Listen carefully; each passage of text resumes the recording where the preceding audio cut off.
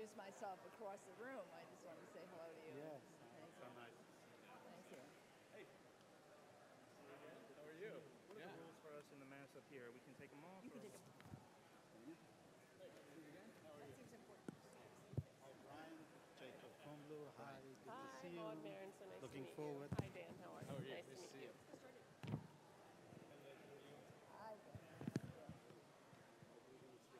Hi.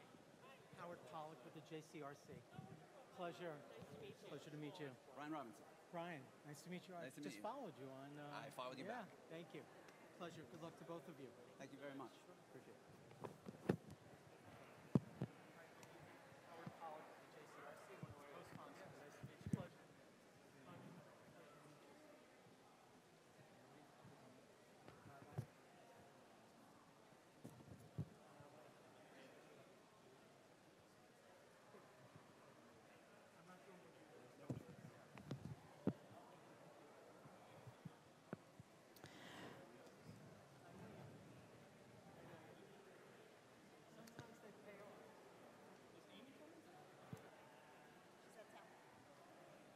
She's where? Out of town. Who is that? Welcome, everyone. Please come take your seats. We're ready to get started. I want to respect everyone's time. Welcome.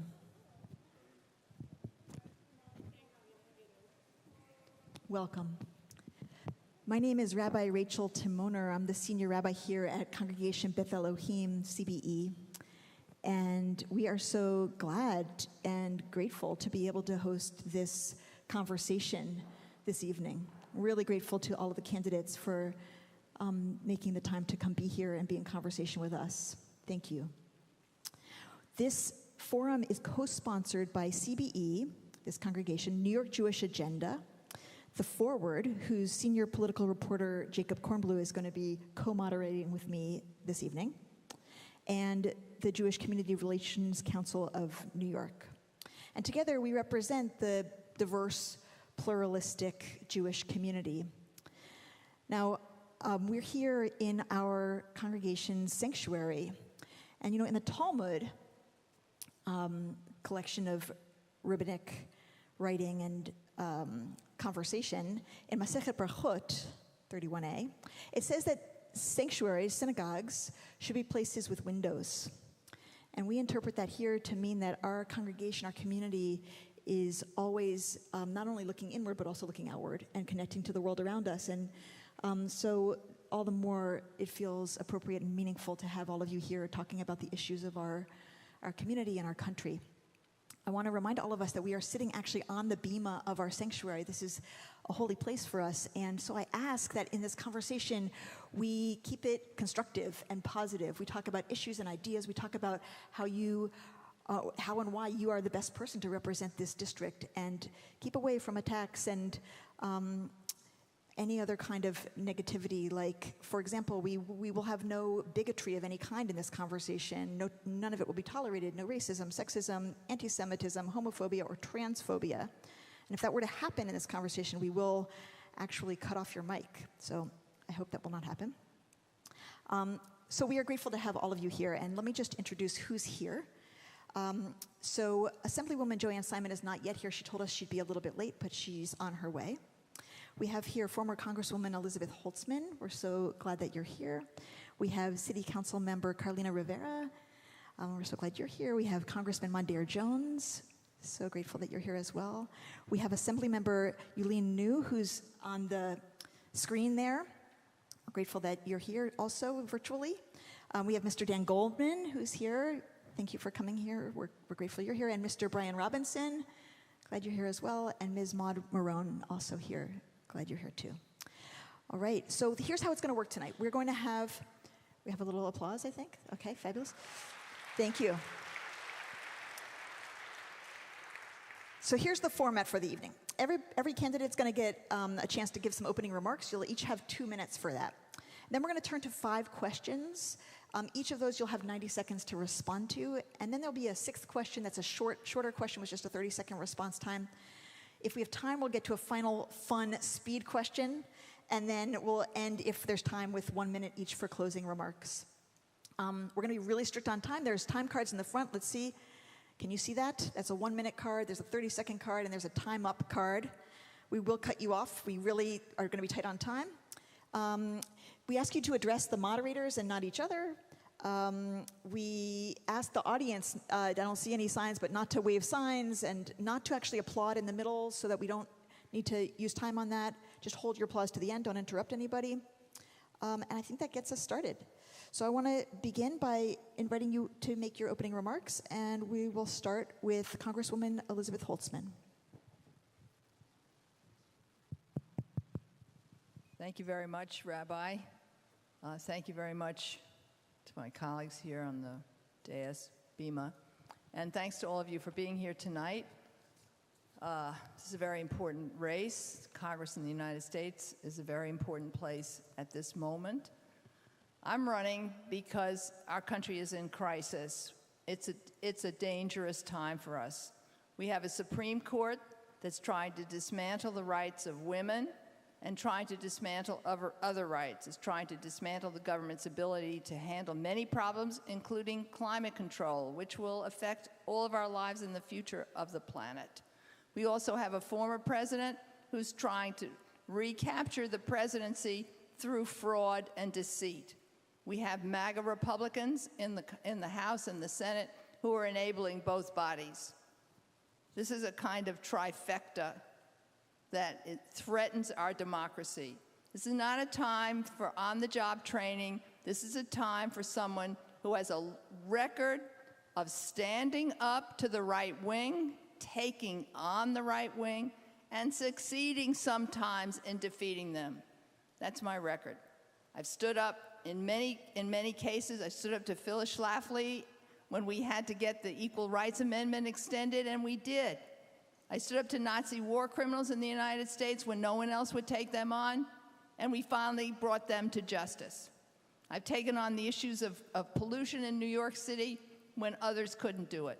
So I'm offering my candidacy to you here based on that and based on the determination and the guts and the courage to stand up for all of you in this district so that we can try to tackle the horrors of the right wing that are threatening us so seriously. Thank you. Thank you. Next, City Council Member Carlina Rivera. You have to pass the mic down. Well, good evening, everyone. Thank you so much for being here, for participating in democracy. I think that how we restore our faith and trust in government is to elect someone who can deliver on the national issues. And right now, it is a very, very challenging time. And I am a fighter. I always have been, I always will be, and I will be a fighter for New York-10 in Washington as your Congresswoman. My story is very humble. I grew up in Section 8 with a single mom on the Lower East Side, a community with deep history, with a beautiful tapestry of people that is very, very reflective of the larger NY-10. And why NY-10 is so special, it is because it is uniquely at the center of our most pressing federal issues. We are a progressive district, a district that stands up for abortion rights, to stand up against the effects of climate change, to have mixed use, affordable housing, good, accessible transit, and we are people who know that this district can lend to innovation. It is a place that should be accepting and inclusive, and that is the person that you need to send to Washington. I have roots in this district, absolutely, but I want to build a future that everyone can see themselves in, whether you've been here your whole life like I have, or whether you are fairly new to this city. My record in the city council has been clear, direct, and unapologetic. I am building a coalition of supporters that includes community leaders, elected officials, our allies in labor, and many, many others. I stand here humbly asking for your support for my candidacy in NY-10, and I hope to make you proud.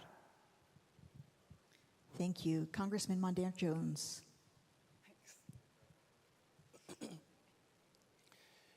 Good evening, everyone, and thank you for being here today. Unlike many of the people we're used to seeing in our politics, I don't come from money or from a political family. I too grew up in Section 8 housing and on food stamps, and I was raised by a young single mom who, like so many incredible women throughout this district, had to work multiple jobs to provide for our family. Few people could have predicted my history-making campaign in 2020 when I became our nation's first openly gay Black member of Congress, and I have hit the ground running. My colleagues elected me as their freshman representative to leadership, and I have been a progressive champion and a change agent in an otherwise gridlocked Washington. Last fall, when few people thought we could get Build Back Better passed through the House, and others wondered whether we would ever enact the Infrastructure Investment and Jobs Act, I was a bridge builder. I negotiated passage of both of those bills, and now many billions of dollars are coming to New York City, including, as I'm going to be fighting to do, to Lower Manhattan and to Brooklyn. I'm proud to have helped pass the American Rescue Plan, which brought billions of dollars to New York City public schools, housing, and healthcare. And I have been leading the fight to end gun violence in America to the point where Tucker Carlson has been attacking me on his ridiculous show. I've also been leading the fight to defend our democracy and to protect the right to vote. I have authored key provisions of the Freedom to Vote John R. Lewis Act. And I understand that our democracy faces its greatest threat since the Jim Crow era. That's why I've also recognized that the Supreme Court has been an accomplice this entire time. When my colleagues on the Democratic side scoffed at me over a year ago, I knew that it was right to introduce the Judiciary Act to add 4 seats to the Supreme Court to protect the fundamental rights to abortion, marriage equality, contraception, and so much more. I'm a bold progressive. I'm also someone who has a track record of delivering for the communities that I represent, and I'm proud to be running to represent this community that means so much to me. Thank you. Thank you. Assemblymember Yulene New. Thank you so much for having me. Is everybody able to hear me okay? Yeah. Yes, we can hear you. Okay. So I'm actually really sad that I can't be there in person with all of you tonight. I did not want to risk anyone's health or safety. I have a PCR that I'm waiting for. A staffer of mine had just tested positive for COVID, so we're just trying to obey protocol. I've been looking forward to having a forum with NY-10's vibrant Jewish community for a bit now, and I really want you to know that being able to be here is personal to me. It was actually the Jewish community when I was a little girl in El Paso, Texas, that befriended and included my family and me, which had immigrated from Taiwan. It was Camp Shemayim that gave me refuge from the bullying that I actually experienced in school. And it is the Jewish community that has shown up in solidarity with my own AAPI community as we've experienced more and more hate and violence in recent years. So it's the bravery of these two communities that's taught me what it means to fight. And I'm running in this district because I know that our country and our communities are in crisis. And this is a moment that calls for political courage. Folks know my track record of fighting for us. Our rights to safety and bodily autonomy are being taken from us. Climate change is ravaging our communities. Mass shootings are proliferating, and our democracy itself is in deep peril. And I've already represented part of this district in the state assembly for the past 6 years. 100% of my assembly district's actually in this district. And for my service over those years, policy wonk outlets like City and State have called me one of the most effective lawmakers in Albany. I've fought for and won reforms to our sexual harassment laws. I've passed laws directing tens of millions of dollars in state funding to community organizations fighting AAPI hate, anti-Semitism, and all forms of hate crimes. I was a leading voice in New York State's push to extend and expand abortion access in the wake of the Supreme Court's awful decision. And I know what it takes to get things done. Assemblymember New, time is up. Because I've got the experience and the courage to get results. Thank you. Sorry, I don't get to see the time card. Right, I understood. That's why I said it. So yeah, thank you. Absolutely. Mr. Dan Goldman. Thank you very much, Rabbi Timoner. Thank you to CBE, to Jacob in the forward, to JCRC, and to my old friend Matt Nosenchuk with NYJA.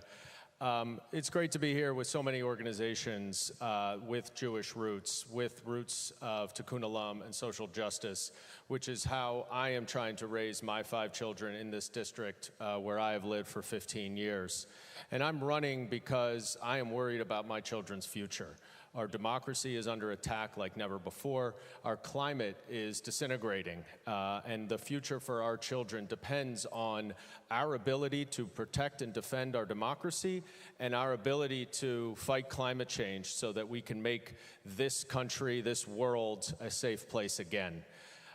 Donald Trump and the Republican Party that he still controls are trying to steal the next election. Make no mistake about it.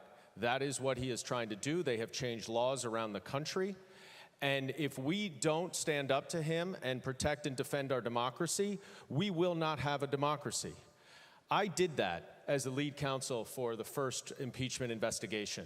And not only did I stand up to him, but I proved the case against him. And we didn't use the same tired playbook that congressional investigations traditionally use. We brought something different. I brought a different creative strategy to put pressure on the White House that had not been done before, and we were able to prove our case. And that is that same creative strategic thinking, a new and fresh perspective that I'm going to bring to Congress to make sure that we can reclaim the right to choose, that we can pass gun control legislation, that we can pass climate change legislation, that we can do so many things with a Republican Party that is not acting in good faith. They are bad faith actors, but that doesn't mean that we can't get something done. It has meant to this point in this most recent Congress that we've gotten very little done, but we still can get something done, and that's why I'm running for Congress so that I can represent everyone in this district and get results. Thank you. Mr. Brian Robinson.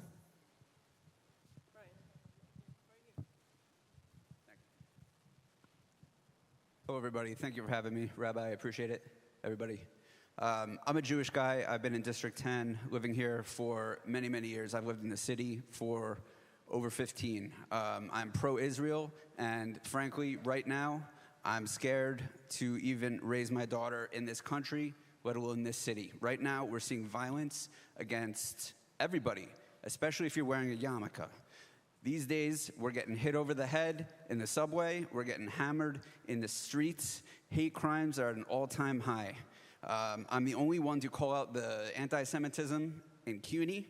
No other candidate has stepped up to call that out. It's a horrible thing that's happening. Furthermore, I'm an author. I wrote a book about ADHD, which I have. My hyper-focus is politics. And as a small business owner of 12 years, I'm very comfortable in a leadership position. We have to do better. We need civility. We need both sides to come together, and we have to figure out a way to make it happen. Because if we don't, there's going to be a time where we regret that we didn't try to come to the table and try to find some common ground, and it's going to be much worse at that time. We absolutely need civility in this country, and we have to get away from the polarizations that are tearing at the seams of the United States of America. Thank you for having me. Thank you. Ms. Maud Marone. Thank you. I'd like to thank, my name is Maud Maron, and I'd like to thank all of our co-sponsors for this evening and thank all of you for attending. It's really wonderful to be in person. I have done almost every forum that I have attended, save one, on Zoom, and it's just wonderful to see faces and to see people here. For those of you who don't know me, I worked as a public defender at the Legal Aid Society for 2 decades, representing poor people accused of crime. I'm also a public school parent. I have 4 children in public school, and those 2 areas of knowledge are incredibly important to our city and big drivers of our budget, right? We spend an extraordinary amount of money on our criminal justice system and our public school system, and right now both are in crisis. We have a crime problem in our city, and we need cool heads to talk about this problem because we need to address it. It's the #1 issue that I hear from people in every single community, and we have a truly diverse community here. We also absolutely owe our children a path back to normalcy. As a public school parent, I saw what the school closures did to our children, and the impacts on them will last a lifetime and will last a really long time unless we immediately address those things now. Both of those things can be helped federally. We absolutely need the federal government to support the police in the NYPD, where the attrition rate is extraordinarily high and where we're losing police all the time. We need to have sufficient police well-trained police and police who can de-escalate and do their job well, but a sufficient number of police for our community. And we also need the support for our children in school. They're going to need immense supports to make up for what they've lost, but we also need to make it clear that it's time to move back to normalcy for our children, for their school, for their sports, in every capacity that children can thrive. We need to support that normalcy. Thank you. Thank you. Assemblymember Joanne Simon, welcome. Where each person gets 2 minutes for an opening statement. Thank you very much. Thank you. And I thank you all for your attention. I apologize for being a few minutes late. My name is Joanne Simon. I'm in the State Assembly. I represent this area of Brooklyn. So many of you know me. Many of you know my friends and neighbors. We've had a long relationship with CBE here in the 52nd AD. And I've worked with so many of you on social justice issues as we move forward. And we will need to work much harder together on those social justice issues that affect us. I'm a lifelong, dedicated advocate for people with disabilities. I've been a teacher of deaf children, a disability civil rights lawyer. I have led in this cutting-edge field for years. I have been working with marginalized people for all of my life and career. And those skills that I have developed from working with people who need really creative solutions and problem solving really stands me well in this race. I am also deeply embedded in community. I think we need a thoughtful legislator who is beholden to no one other than the community. Community is where I started.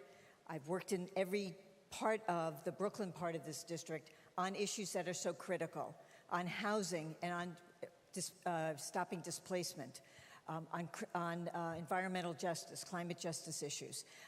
That is what the work that I have done in community. I'm looking forward to hearing your questions. I am the candidate who is ready on day one. Thank you.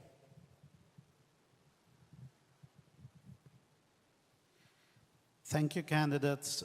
This question is addressed to all of you. If you're elected to Congress, you'll be representing a very progressive and diverse district in an extremely polarized country.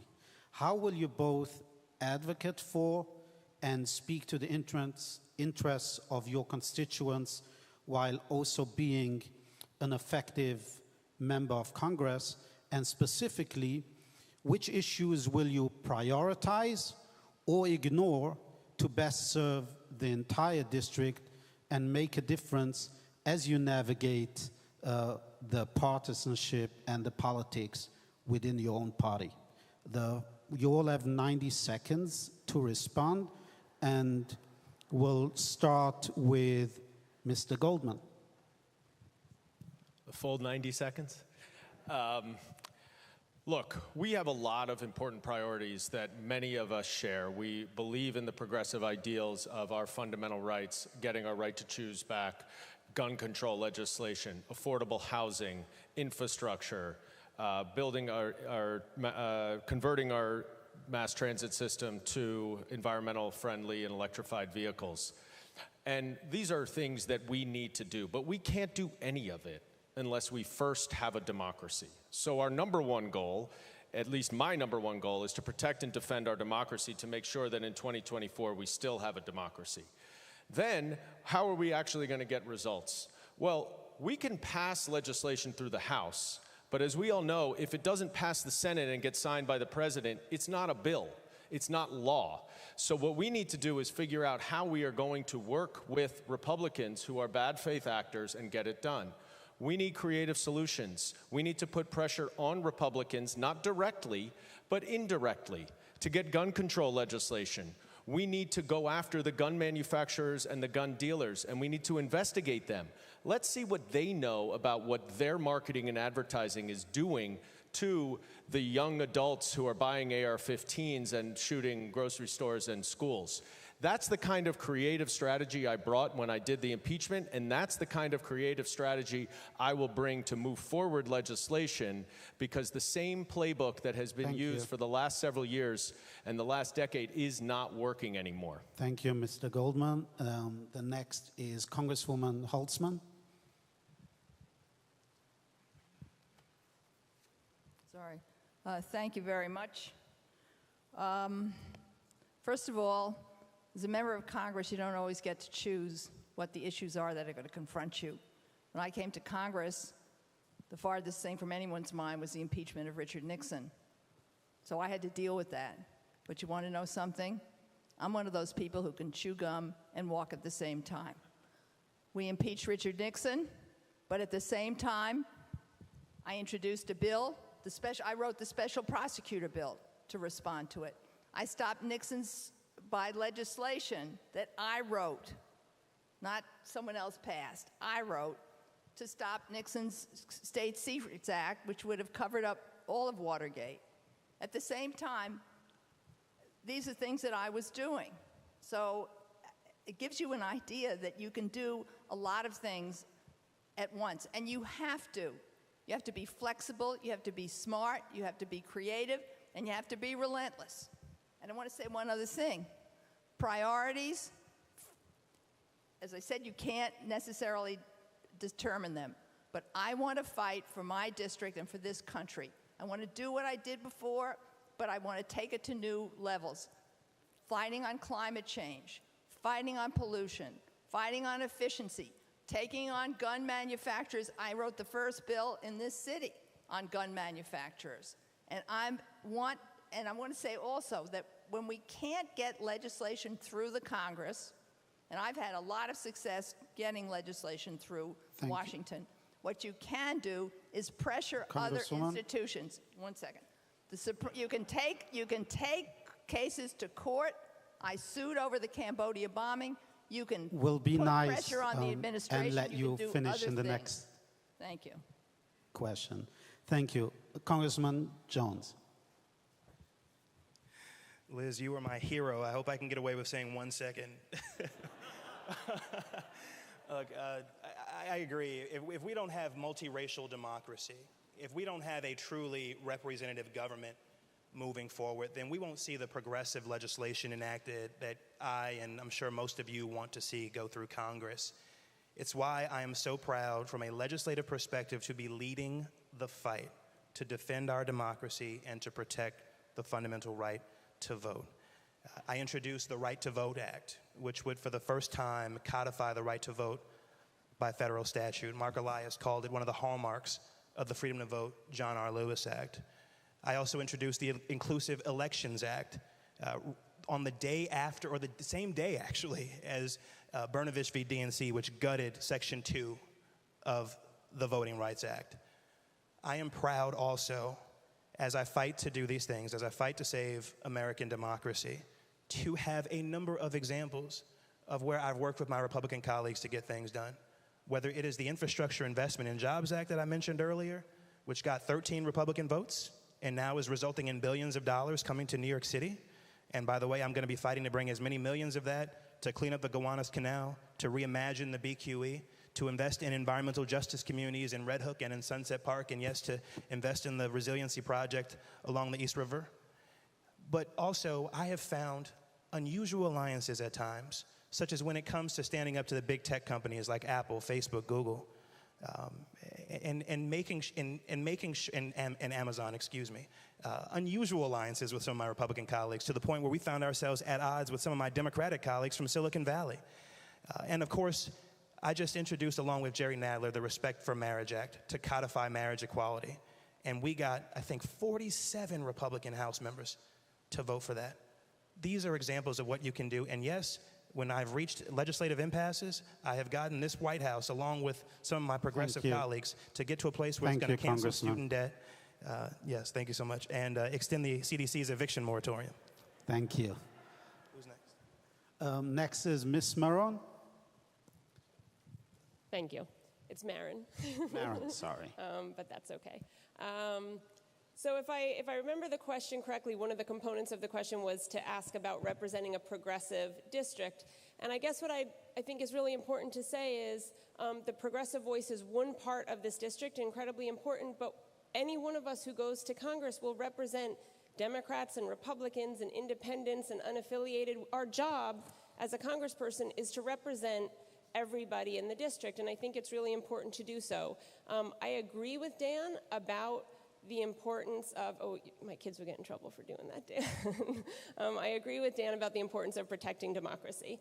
But I disagree with Dan about how we do it. And I disagree with Mondaire about how we would do it. I don't think we put more people on the Supreme Court just because we don't like who won the last election and who appointed the Supreme Court justices, because we wouldn't do it otherwise. I also don't think we criminalize speech to protect democracy. I read your op-ed, Dan, about, or I should say I read Dan's op-ed about criminalizing speech. I think that's the wrong way to protect our democracy. Protecting democracy is hard.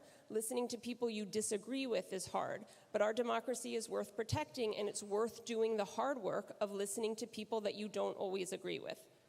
I just want to repeat that we asked the candidates not to address each other, because then we'll just need everybody to respond. This is not a debate, this is a candidate forum, but thank you very much. Next is Ms. New. We'll give you an opportunity in the next question. I just want to be clear. I didn't write an op-ed that said I want to criminalize speech. So. Thank you. And I'm just trying to save democracy regardless of who sits on the I'm going to be more forceful next time. Ms. New. Sorry, am I allowed to speak? So I just wanted to say that, you know, right now we have to work on obviously getting our abortion rights back, taking back our economy from the ultra-rich, passing critical climate legislation, putting public housing back on the federal agenda.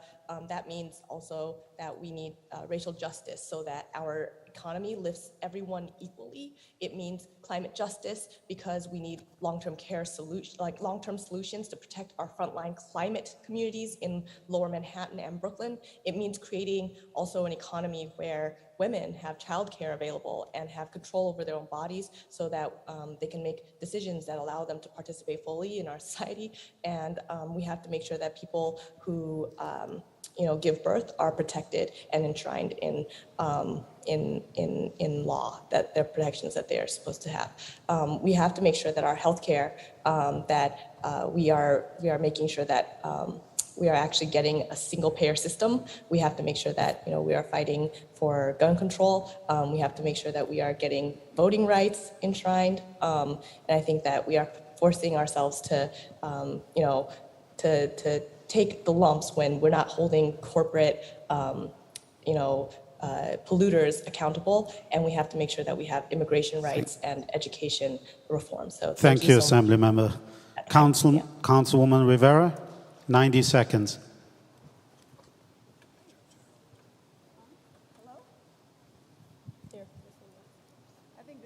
Hello? All right, there we go. Okay. Hi, everyone. So, absolutely, we have to preserve a multiracial democracy. There is no question. Civic engagement, participation, that all has to be preserved, and we have to take on a right-wing agenda that is threatening our fundamental basic rights. How to get people to believe in democracy is to deliver, is to ensure that we are working together, collaboratively, drawing a line, being bold and fearless, but making sure that people understand that there is someone constantly working for them. I am not just an effective member of the city council. I am unusually effective. 25 pieces of legislation on issues around abortion access, education, housing, public safety, climate change. And I will take that hard-working, collaborative style with me to Washington. And let me be clear, I'm going to earn your vote every single election, addressing those short-term crises that face us every day. But long-term, we have a unique opportunity right now to put somebody in who has proven that they have a vision for not just 2 years ahead of us, but 5, 10, 15, 25, 50 years down the line. And we can be a model for the rest of the country for inclusivity and innovation. That is the type of person that I will be, always working collaboratively, and hopefully as your next Congresswoman. Mr. Robinson, 90 seconds. So this question is somewhat contextual, and I certainly hope the Democrats maintain the majority, but there is a chance that we won't. And as a center-left candidate, I'm in a space that tends to be where things actually get done. The nature of government, and we've lost sight of this, is actually compromise. So, for one, I have a coastal resiliency bill that I want to introduce that ensures that community input is always taken into account for every resiliency project that is introduced by the city or the state, because we don't want another debacle like we saw in the East River Park, and we want to make sure that community input is a mandate for federal funds to ever be received. Number two, the mandate will also require that green space is added to the district, and we have to make sure that the resiliency is actually not just a for-profit scheme like we're seeing in Wagner Park. That said, if the Republicans are in the majority, then I'm going to make sure that I focus on small businesses. We're still hurting. The small businesses in the city are still hurting. First from COVID, still hobbling. The ones that even survived are hurting because we have a public safety crisis and foot traffic is down. So I will work with the Republicans to lower taxes for small businesses exclusively to promote growth and prosperity. Thank you. Thank you. Assemblywoman Simon. 90 seconds. No. It's on. Now it's on. Okay. Phew. Thank you. So how to work with community throughout the district so that their voices are heard. I have come from community. I represent a diverse district that when I moved here was much more diverse than it is now. And right now, many of our communities are not as diverse as they were because of decisions that have been made at various levels that ended up pushing people out of their communities and making our homes not as accessible to that multicultural, diverse democracy that we are all seeking. So I have worked with community day in and day out. I'm an extraordinarily accessible legislator. I regularly hold meetings and other events with community because I want to do that. And when I worked in climate justice along the Gowanus Expressway 25 years ago, we worked with every single community throughout the area because they need to be at the table. Community needs to be among the decision makers. What we have too often is a top-down process, but we empower people by giving them a seat at the table, by encouraging them to participate, and by listening to them and responding to the issues that they have and in the way that they see those issues. So you have to have respect for everybody, you have to talk with everybody, you have to listen. That is the most important key. That is what I have done in office. That is what I have done as a community leader, and it is what I will do when I get to Congress. Thank you. Thank you. All right. Thank you all. Second question, and I'm going to be really strict on time this time around. Okay. Many people are not aware that the BDS movement's purpose is not only to apply pressure on Israel to end the occupation of the West Bank, but to seek the elimination of Israel as a Jewish state. Omar Barghouti, the founder of the BDS movement, has clearly stated that once a Palestinian state is established, the BDS movement will continue as long as a Jewish state exists. Meanwhile, the Jewish community in this district and across the country overwhelmingly supports an end to the occupation of the West Bank and the establishment of an independent Palestinian state living side by side peaceably with Israel. This is a three-part question. Do you support the BDS movement? And if yes, why? As a member of Congress, would you travel to Israel or boycott Israel, Israelis, and Israeli products? And how would you advocate for the end of the Israeli occupation of the West Bank, the creation of a Palestinian state, and a two-state solution? First up, Assemblymember New. Thank you so much for asking that question and in asking it in the way that you did. I want to just say that I am adamantly committed to the safety, security, and well-being of all Jewish people, whether they live in my district, in New York, in the United States, in Israel, or anywhere else in the world. I have dedicated my personal and public life to fighting for all targeted communities impacted by bigotry, white supremacy, and nationalism. That has and will always include our Jewish neighbors. When it comes to Israel and Palestine, I support the BDS movement's right to political speech, and this includes boycotts and economic pressure, which has been targeted by laws that undermine core First Amendment principles. Boycotts are a tried, true, respected, and constitutionally protected nonviolent tactic for human rights and social justice movements. And from the movement against South African apartheid to the Great Boycott in solidarity with the United Farm Workers to the Montgomery bus boycotts to fight segregation, I share the movement's commitment to human rights, equality, and freedom for everyone in the region.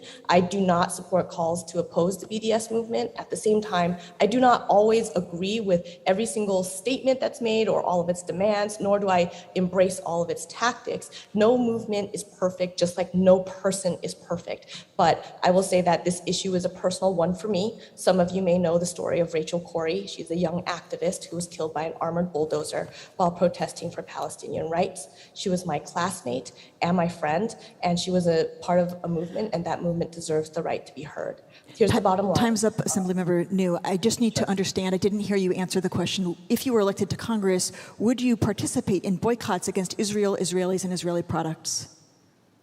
I personally have not participated, but I think that it's a movement that needs to be heard. I will say that here's the bottom line. I will be a strong voice in Congress against occupation and in support of equality, justice, and a thriving future for all Israelis and Palestinians. And I think that the only way that we get there is through direct negotiations between the Israelis and the Palestinians. And there are many shapes an agreement might take, including a two-state solution. If that's where the parties land, I'll fully support it. And I believe that our tax dollars should never be used to violate human rights, which is why I support legislation that would prevent federal Thank you. I need funds to stop you now. Thank you very much. Sorry. Okay. Sorry, I couldn't see the Congressman time. Jones.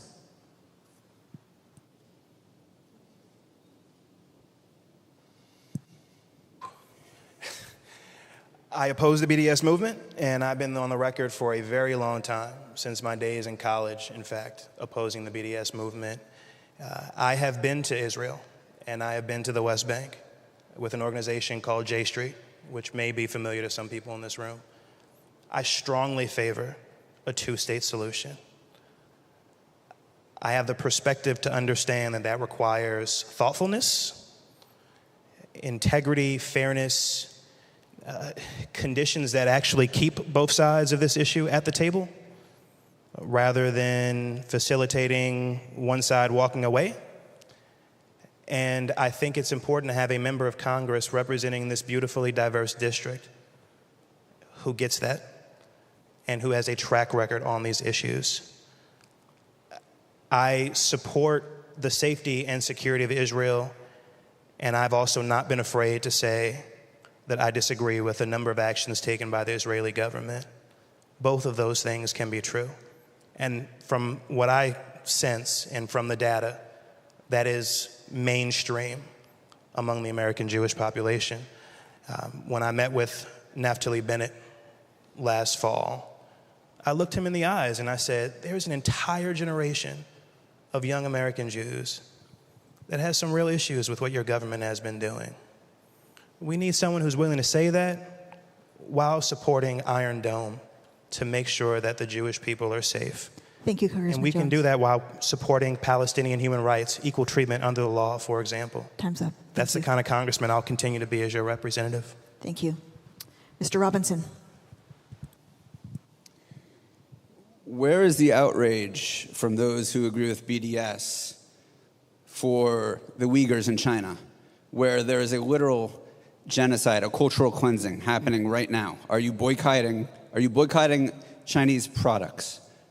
Let me ask you that. Israel is not part of anything such as that type of behavior. Of course, I condemn BDS. And not only that, a two-state solution for Israel is up to Israel. We have no right to tell them how to run their country. Now, we can have different opinions about Israel, but BDS is an anti-Semitic movement.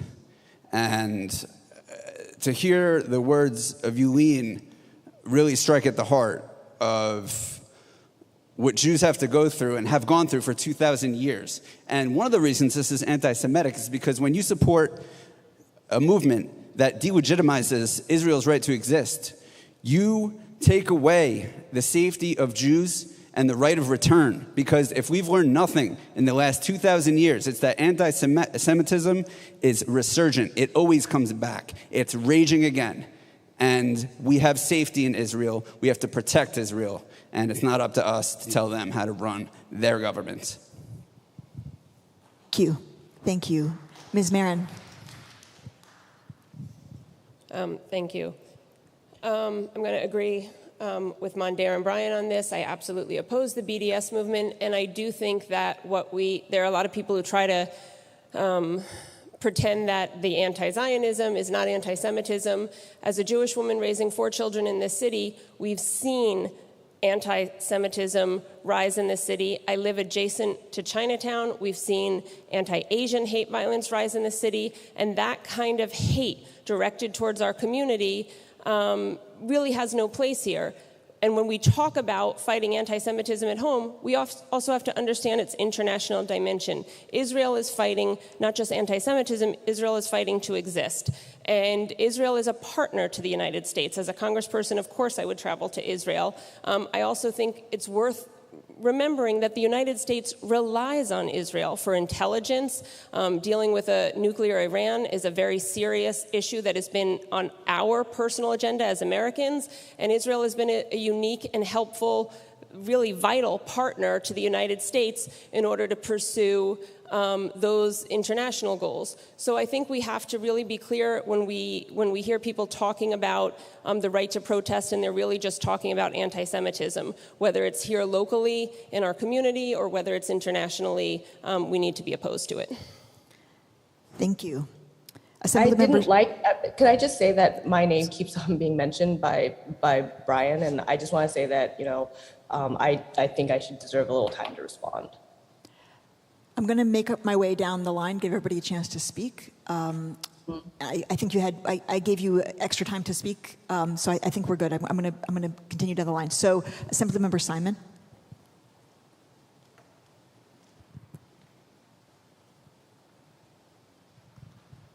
Thank you. I know it was a 3-part question. Hopefully I remember all 3 parts. No, I do not support BDS. I believe that we need a 2-state solution, but I believe that Israel and Palestine need to be at the table, and we need to help the parties come together. A 2-state solution will not happen if we try and force it.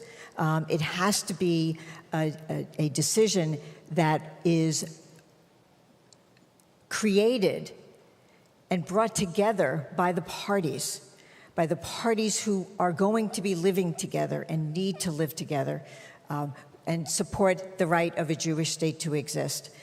That can't be debated. Israel does have a right to exist, and that cannot be the kind of thing that we can put forward and hope ever to have a 2-state solution. So we need to be there. I would, of course, visit Israel. I'd love to visit Israel because, you can learn. That's how you learn. You visit, you talk to people, you learn from people. And I think that is an appropriate role for a member of Congress as well. And while we also provide support for Israel to defend itself. So yes, I support the Iron Dome, for example.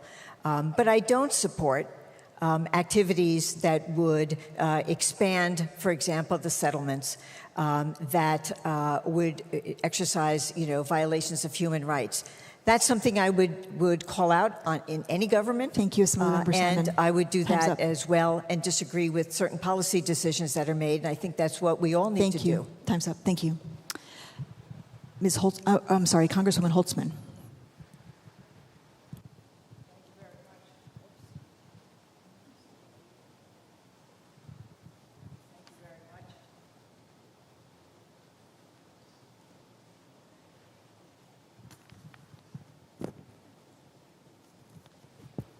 Thank you. I'm sorry to be a little clumsy about this. I actually remember the day the State of Israel was created. Kind of dates me. But my grandmother set sat me and my twin brother down, turned on the radio, and said, "I never want you to forget this day as long as you live." And so I haven't.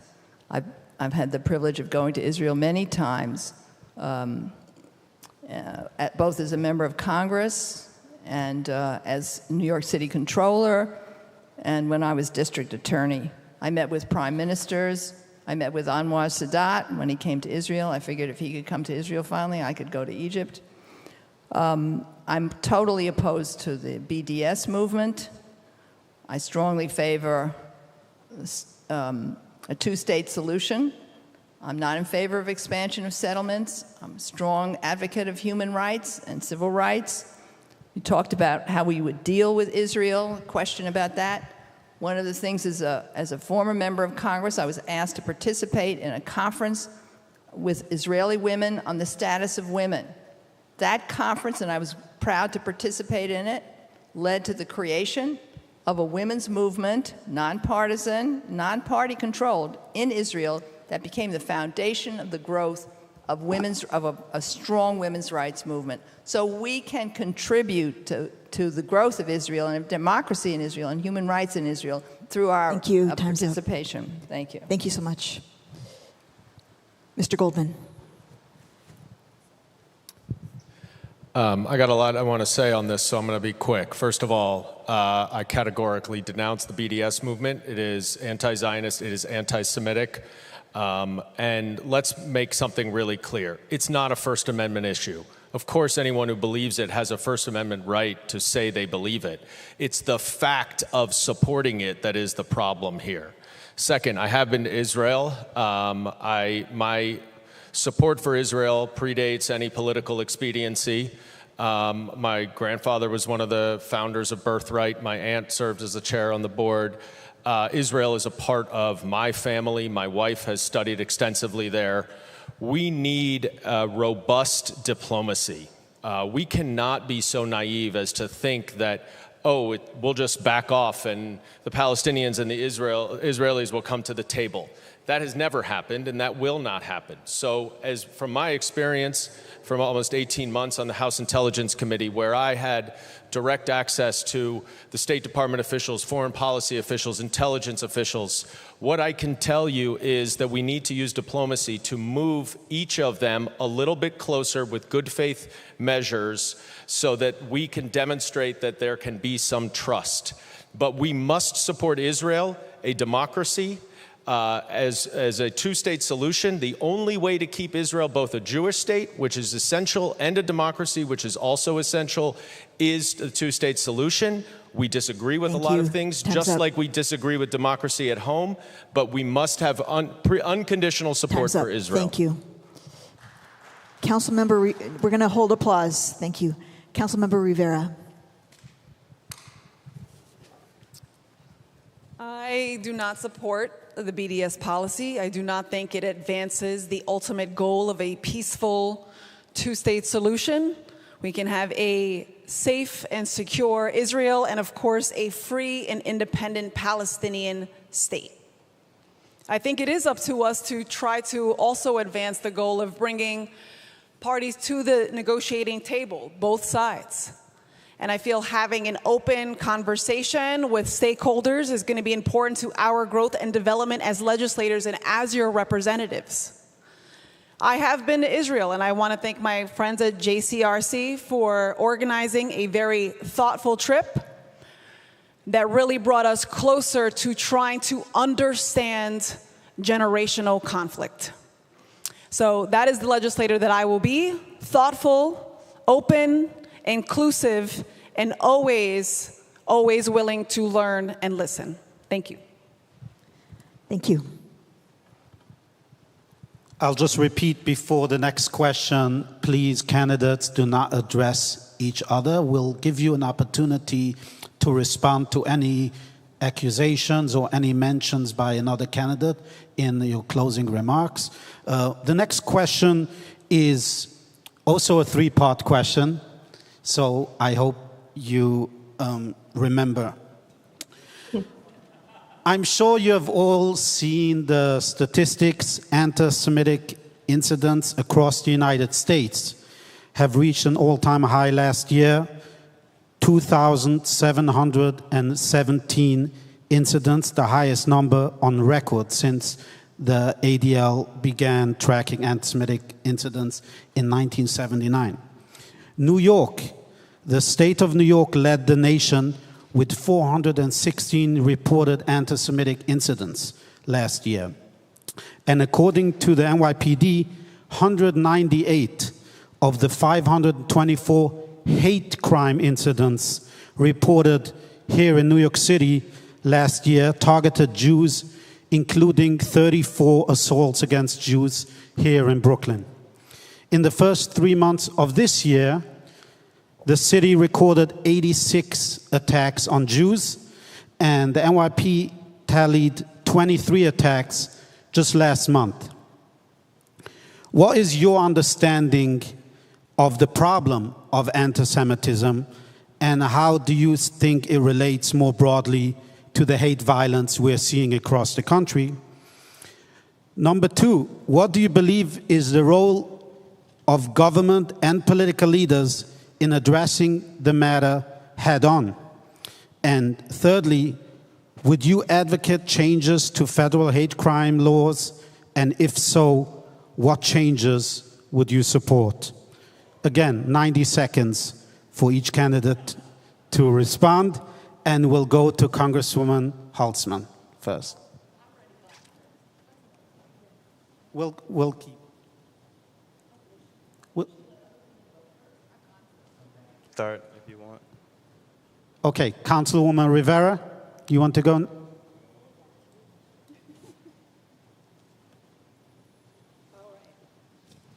Okay, I think I got all three parts, so I'm going to try my very best in 90 seconds. So, anti-Semitic attacks, the troubling statistics we heard, the hate that is in every community across New York City against our Jewish community, our Muslims, our LGBTQ, our AAPI, our Black community. It is not only a threat to our democracy, it is a threat to our who we are as human beings and our morality. It is up to us to use our platform to speak out against hate in every single form. It is also up to us to invest in communities. Those are the safest communities, are the ones that are invested in. As a member of the City Council, we have invested an unprecedented amount of money in community, your tax dollars, community-based organizations that understand these issues in a nuanced way and approach them with cultural humility. We have to continue funding those organizations. We have to continue with complementary strategies, working with law enforcement to address the root causes of violence and hate, and to ensure that housing, healthcare, workforce opportunity, everything is invested in at the same time. I am absolutely for strengthening laws to protect people who are victims of hate, and I will stop at nothing to ensure that every person in this city and in this country not only feels safe, but feels supported by their government. Thank you. Assemblywoman Simon.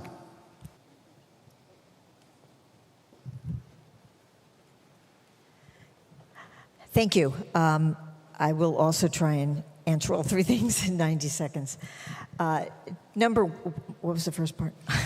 No, sorry. Clearly, we have seen a tremendous increase in anti-Semitic incidents. We have seen a tremendous increase in hate crimes generally, particularly in the last 5 years or so. But the level of anti-Semitic incidents is very much on the rise. And certainly in the state legislature, we have in fact provided a lot of assistance to communities, because it is communities that actually will be doing that work on the ground to provide those services and to provide the education. Because I think fundamentally what happens is people do not understand. Ignorance is a great danger in this country. We have so many people who are ignorant. They do not know each other. They do not get to know each other. They do not know how to walk a mile in their shoes. We have to be about changing that picture. As a disability civil rights lawyer for so many years, I know that, in fact, people who are subject to prejudice, who are historically marginalized, we often don't know very much about their lives. We don't know how they live, and we don't know what we have in common. And so I think going forward, one of the main things we need to do, and this is what I would do as a Congress member, is to continue to work with everybody to make sure that we learn to understand each other, that we understand each other's lives, and that we can be part of the solution so that we can decrease hate crimes. And I will also just mention my hate crime bill in the state legislature, which would create a rebuttable presumption. Thank you. So if somebody bops you over the head and doesn't say something, you can be prosecuted. Thank you.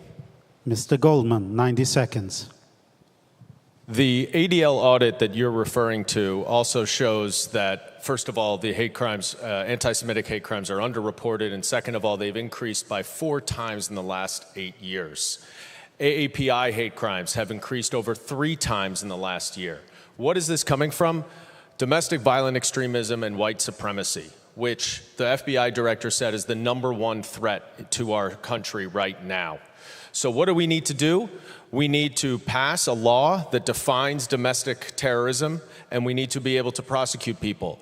We need to increase sentencing enhancements for hate crimes. For any discriminatory motive that is used in furtherance of a crime, you get a sentencing enhancement in federal law, not the state law that Joanne was talking about. So we have to recognize that the source of so much of this rise in white supremacy, rise in hate crimes, is Donald Trump and his draconian immigration policies that were racist, xenophobic, and destructive to our country. So one thing that we cannot allow to happen is for him to become president again in 2024 and implement his immigration policies that were so destructive to our communities that gave rise to white supremacy.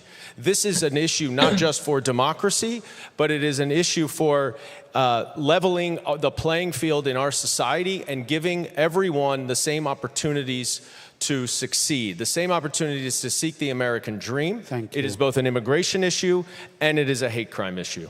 Thank you. Congressman Jones.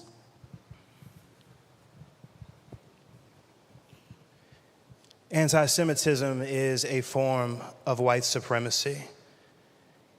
I don't know what it's like to be Jewish, but my heart breaks for my Jewish brothers and sisters. I do know what it's like to be discriminated against and to be attacked because of who I love and what I look like. And I've got enough sense to know, and as your representative would have enough sense to know, that anti-Semitism and white supremacy pre-existed the arrival of Donald Trump in this country. He didn't happen overnight. This has been bubbling up within the Republican Party, for example, for generations. And we need someone who's going to take on this challenge systemically.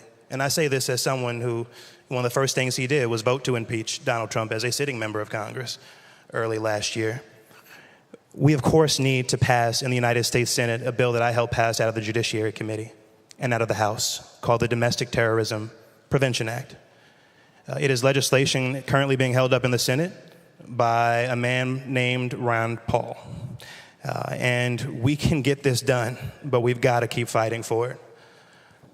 We also can't look at hate crimes like what happened at Tree of Life Synagogue in Pittsburgh in a vacuum. We know that the epidemic of gun violence, the ease with which people can access weapons of war, has facilitated the violence that we are seeing in our communities, which, as many people have noted, isn't just towards the Jewish community, but also towards other communities. It's why I'm really proud to be leading the fight to end gun violence, to have already helped pass the Bipartisan Safer Communities Act, and this week to be voting on a ban on assault weapons for the first time in 30 years. Thanks so much. Congresswoman Holtzman. Thank you very much. Anti-Semitism is a long problem. I grew up living with it. Right outside of New York City, you could see signs that said, restricted, no Jews, no blacks, no dogs allowed. I got beaten up on the way to Hebrew school when I was a kid. These are old problems. But we, unfortunately, for the first time in my lifetime, had a president who fostered it and supported it. When Donald Trump said to those marchers in Charlottesville who were carrying Nazi torches and saying no Jews will replace us, when Donald Trump said to them that they're good people on both sides, that was an encouragement and a support that was disgusting and despicable. Think of the letter that George Washington sent to the Jewish community in Savannah and in Newport, how far we have fallen. But I think there's lots that can be done. When I was district attorney, to prevent violence, laws are important, strengthening them is important. We were able to work, when I was DA, with the different communities that were at each other's throats, talking to people, reaching out. We had no riots when I was district attorney. I hope some of that kind of outreach was really important. But I think also we have to make sure that people understand what kind of hatred we have in this country and oppose it. We can't, the people who want to stop us from writing in our books and teaching in our classrooms, the hatred that has spewed out before, are just going to perpetuate it in the future. Thank you, Congresswoman. Mr. Robinson. Thanks. Certainly, nationally, the far right is a huge problem. You've got Marjorie Taylor Greene talking about Jewish lasers in space, setting up fires in California. The Jews will not replace us in Charlottesville. Yes, good example. But we're talking about District 10 in New York City, and we're talking about representing District 10 in New York City.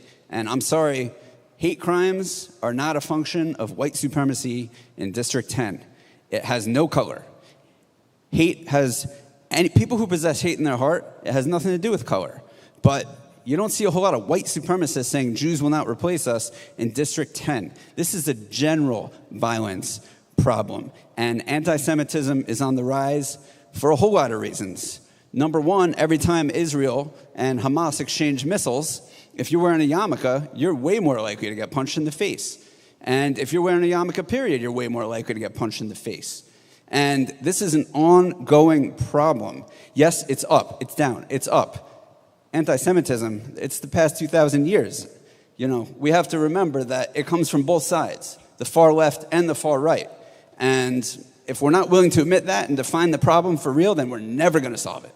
Thanks. And I have a hate crime legislation all ready to go in Congress to properly categorize and prevent hate crimes across the nation. Thank you. Councilwoman New. Assemblymember. Oh, sorry. Sorry, I was prepared for it to be. Assemblywoman, I take that back. It's okay. So first off, this isn't a theoretical issue for me. I live in this district where we've seen bigotry and hate in many forms, from the Asian violence to the anti-Semitic violence to swastikas drawn on buildings. I've personally made calls to the city to help organizations get hate speech and swastikas cleaned off their buildings. I myself painted over some. All of this hate has an intense and corrosive effect on our society. I believe that our elected officials at every level must be bold in strengthening protections for our Jewish communities in our city and cracking down on acts of hate with stronger federal legislation. Unfortunately, the Republicans have lockstep refused to support strengthening hate crime legislation or domestic terror legislation because these bigots are their base. They actually organize with them. There was actually an article today talking about a particular person running who is literally organizing with them. I will fight for additional hate crimes, enforcing funding in Congress, and I will continue to be a visible, active, and available member of my community should local incidents occur. And I will not be silent, and I will not hedge my words, and I will stand arm in arm with the Jewish community to defend their dignity, their right to exist, and their right to enjoy life without harassment, abuse, or violence. Thank you, Ms. Maron. Thank you so much. I'll take the last part of your question first about federal hate crimes. I don't think we need to pass new laws. What I think we need to do is prosecute the laws that we already have on the books. When someone's assaulted, for whatever reason, that assault needs to be prosecuted. And I think sometimes passing hate crime legislation, it's really hard. You don't have to prove why someone assaulted someone. Passing hate crime legislation is a way for politicians to say they've done something, but it doesn't actually change what's happening on the street. What will happen on the street, what will reduce anti-Semitic attacks and all other attacks on our street, is restoring public safety to our streets. And from our Congress and on a federal level, we need to support that that reimposition of law and order. I will also say directly to the issue of anti-Semitism, a shocking number of students, of young people today, haven't heard of the Holocaust and don't know what it is. What we teach our children in school matters enormously to how they treat one another. And the words we hear all the time about inclusion are wonderful, but what we need to do is stop teaching children to look at each other and see differences and start teaching children our actual history and what brings us together in terms of our common humanity. Thank you. We're on our fourth question. Many people fear that we are in a multifaceted existential crisis of environmental catastrophe, extreme wealth and economic inequality, and armed white supremacist, patriarchal, autocratic forces that are threatening our democracy and way of life. In the midst of these crises, there is also a sense among many that Congress is unable to do its job and unable to function effectively.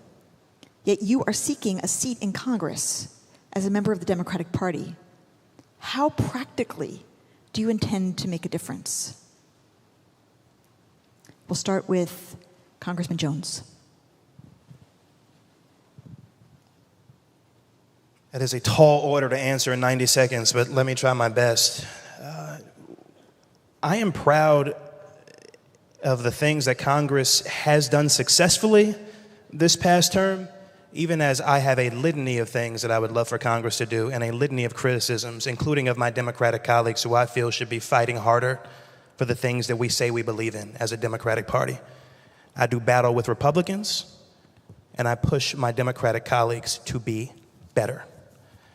We have seen through the passage of the American Rescue Plan, which brought billions of dollars to New York City public schools and for housing, and vaccinated a nation in the midst of a deadly pandemic, what government can do for the people, as we say in the House.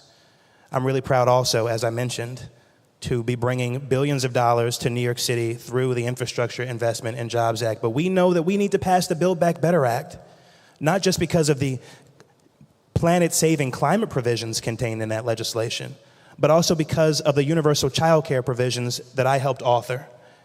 And we also need to pass a Green New Deal. And by the way, as we get resources for this district, I will reiterate, given the climate emergency that you just described, we need to make sure that we are investing in environmental justice communities, our most marginalized communities, to make sure that they have the resiliency. And yes, the good-paying union green jobs to be created from that. We can do all of these things and so much more. And I say this as someone who's at the same time been pushing the White House to use executive action where there has been legislative impasse because people like Joe Manchin and Kyrsten Sinema don't know what a Democrat should be in the year 2020. Thank you. Time's up. Mr. Robinson. So I am a liberal, but I don't define myself as a progressive. And the reason I don't is because progressives are great speakers, and I think they have good hearts, but they don't get much done in government. We need people who can actually get things done. And in terms of practicality, that's what I bring to the table. In terms of actually implementing policy that works for everybody, that's what I bring to the table. Empowering small businesses, bringing federal oversight to the homeless shelters who are negligent and let violent offenders terrorize neighborhoods, as well as 80% of the homeless population who had never heard a fly. These are the things that we need to focus on. Climate change, certainly. With my resiliency policy, we are prepared to do that. But I'm a liberal, I'm not a progressive. And one of the reasons I reject modern progressivism is because they don't get things done legislatively. Look at AOC's record if you need a source on that. Thank you. Congresswoman Holtzman.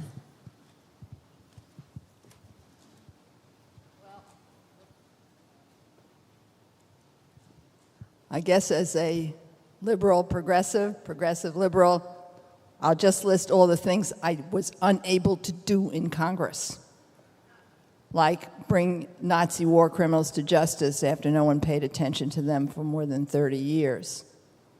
What else was I able to do?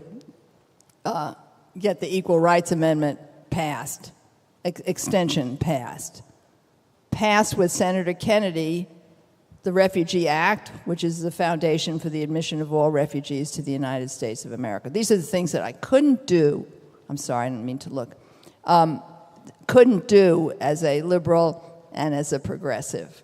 I want to say here in New York City, also carrying forward my liberal progressive can't-do agenda, I was the only district attorney in America to stand up against racial discrimination in jury selection and got the Supreme Court to halt it.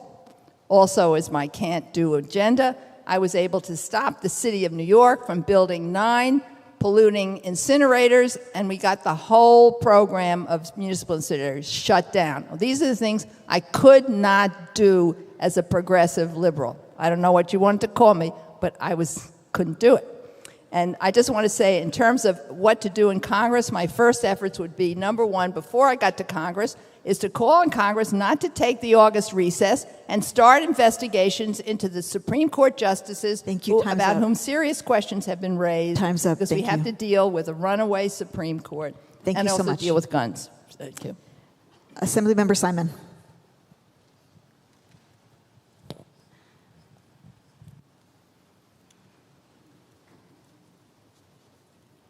Could you repeat the question? Beside the existential, right? You want the existential part? I'm asking. Okay. I'm asking. Given It's a long question. Given the size of the crisis we're in, and given Congress's inability to function effectively, why are you seeking a seat in Congress? What do you think you can accomplish there? So here's the thing. We are in an existential crisis in so many areas. But the reality is these have been long simmering and have gotten us to this point now. And what happens and what we have to fight against is this notion that we can't do anything. And so having served in the legislature with a Senate that would say no to almost everything, I've been in that position where it's frustrating to be a member of the state assembly because we were passing progressive legislation, future-looking legislation again and again and again. We codified Roe versus Wade on the assembly side again and again and again. And it was only by flipping the Senate that we were able to make that progress. And of course, once we flipped the Senate, the Senate took credit for it.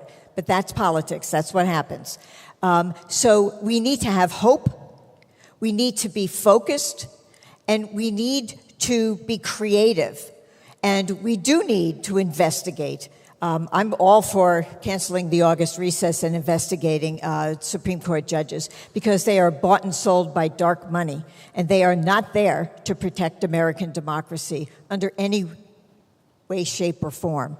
So I think that you can't go in saying we're not going to get anything done, because when I passed the red flag law in the New York State Assembly for the first time, I had half of the Republicans voting for it. Because you know what? Nobody wants their kid to be shot by somebody who shouldn't have a gun. Thank you. Time's Thank up. you. Turning now to Mr. Goldman.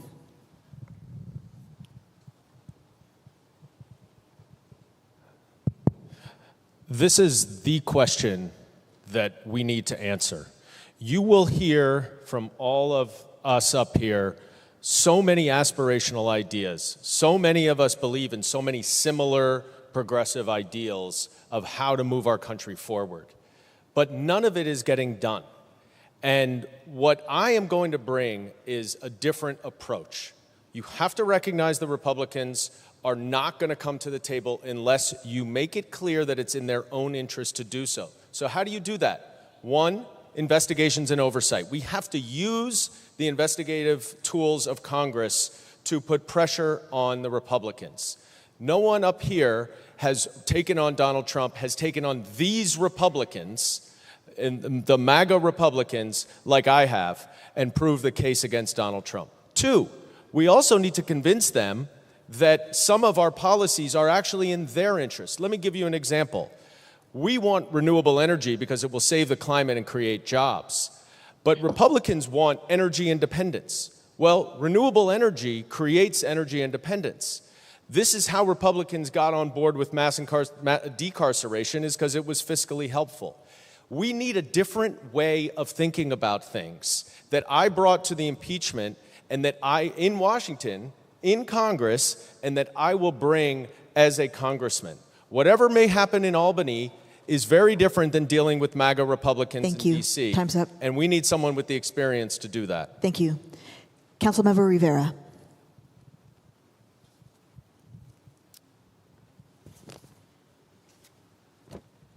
Thank you.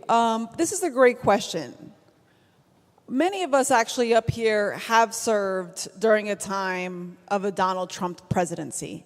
It was volatile. The rhetoric was hateful, and it created such bigotry. Yes, white anti-Semitism is the fuel for white supremacy, but our immigrant communities, our LGBTQ communities, they were constantly under attack. So I want to emphasize how important it is to know how to serve a diverse group of constituents and show up every single time. When you are going to Washington, your obligation is to your constituents and to be an effective legislator first and foremost.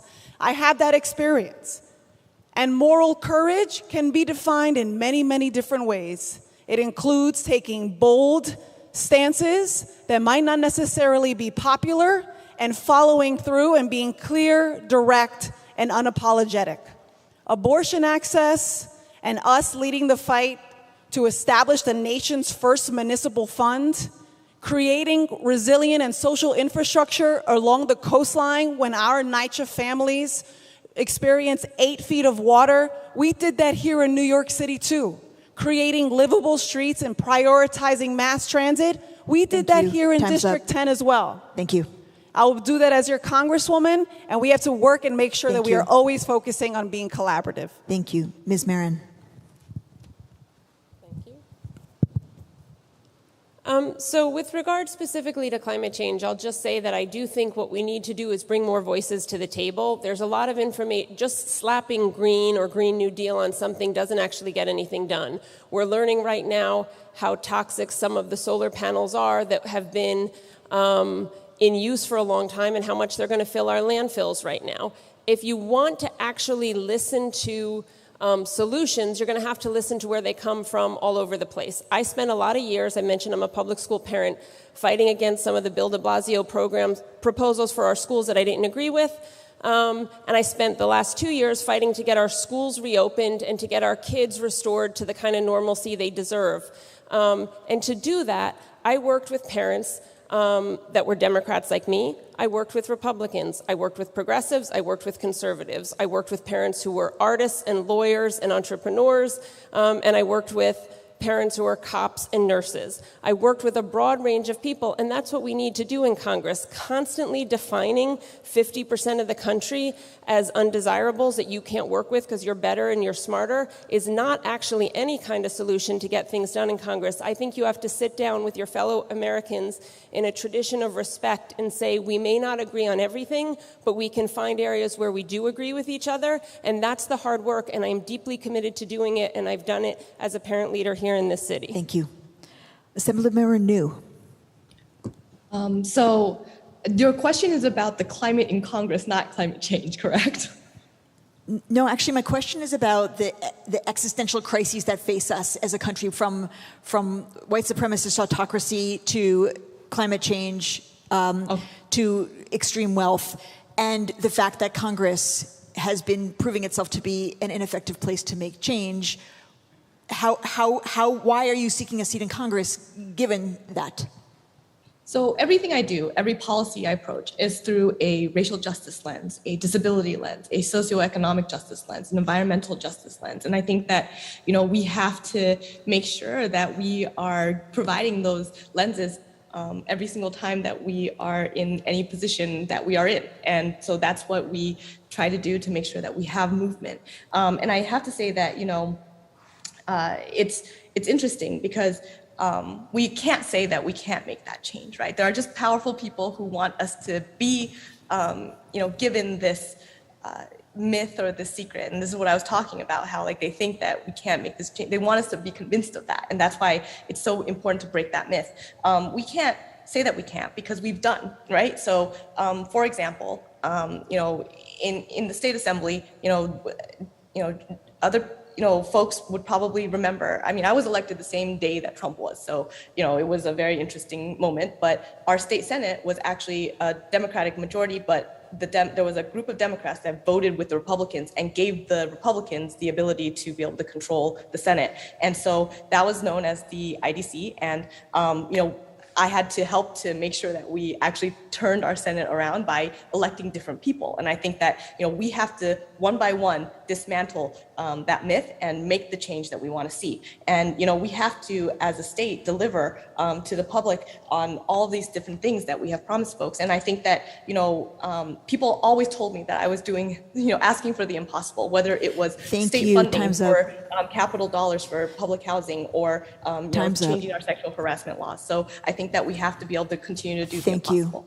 Thank you. Time's up. Well, I hope you all are right and that you're going to be able to make change in Congress. We need it. Okay, next question. Fifth question. The wall between church and state seems to be crumbling. Both sides of the First Amendment have offered important protections for Jewish Americans.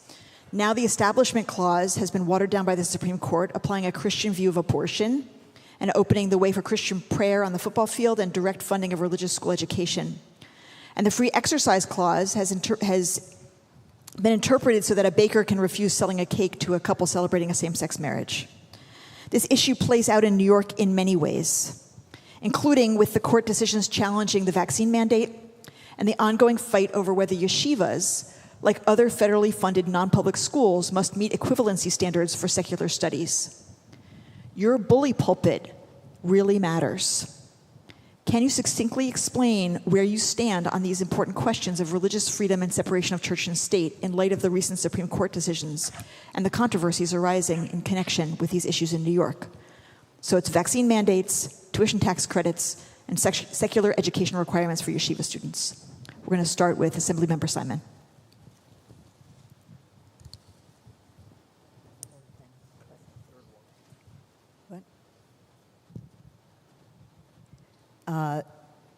So vaccine mandates, tuition tax credits. And requiring secular education for yeshiva students. Okay.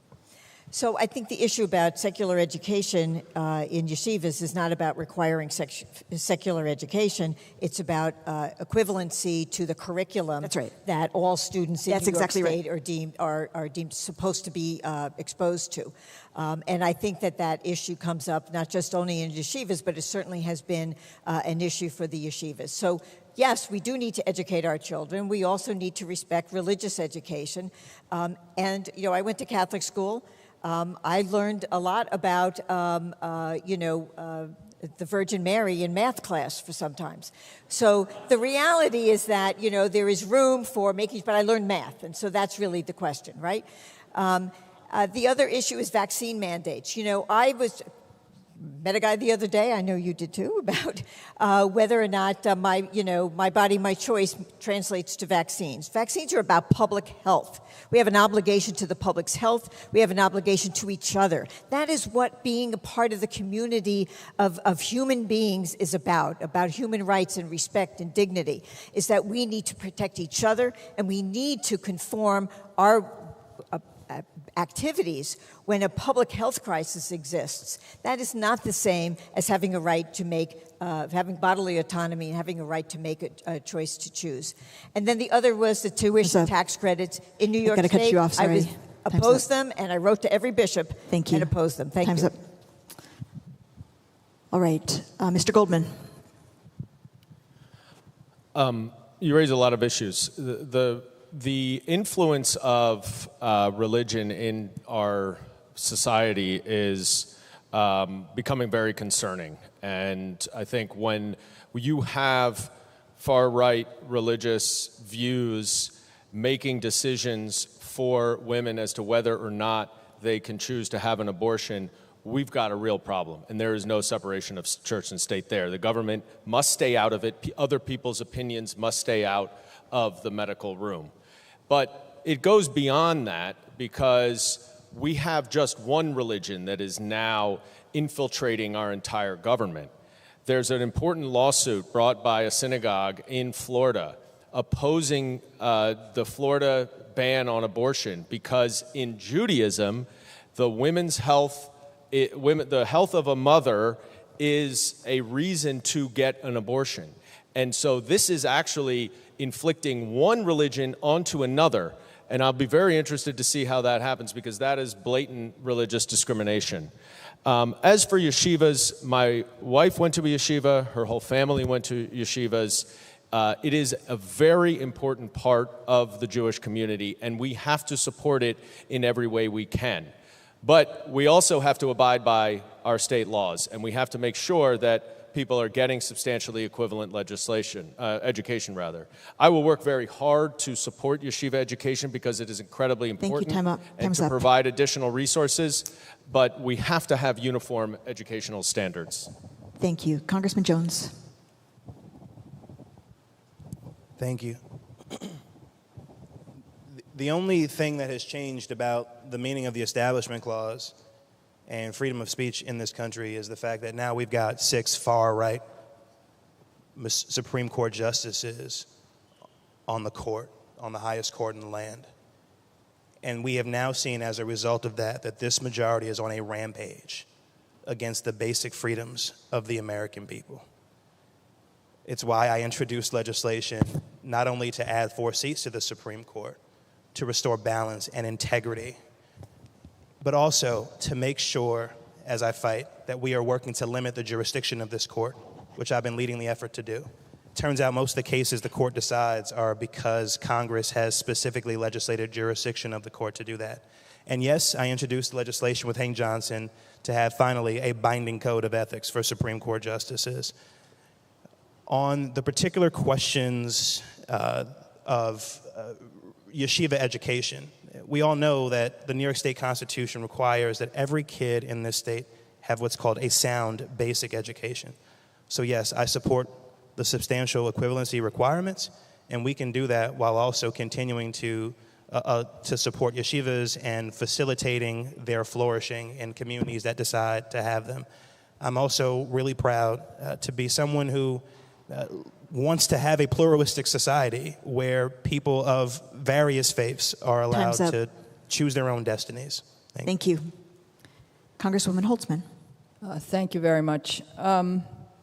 There's no question that we now have a Supreme Court that's trying to undo the kind of compact that we had for a long time in this country in many areas.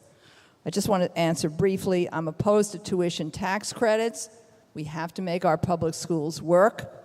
Secondly, on the vaccine mandate, of course, we have to have people inoculated. That's a public health issue. And with regard to issue of secular education, you know, democracy cannot work unless people are educated. That's something I think we've learned in this past year or so with the extreme right wing.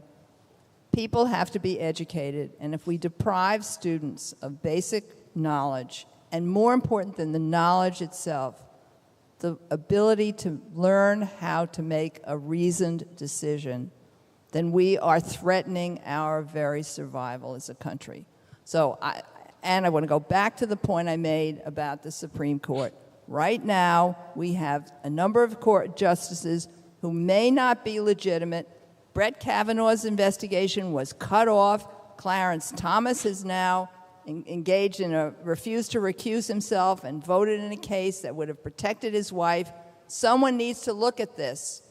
And maybe if we found out the truth and it was adverse, time's up. Maybe these people would have to be removed from the court. Thank you. Ms. Marin.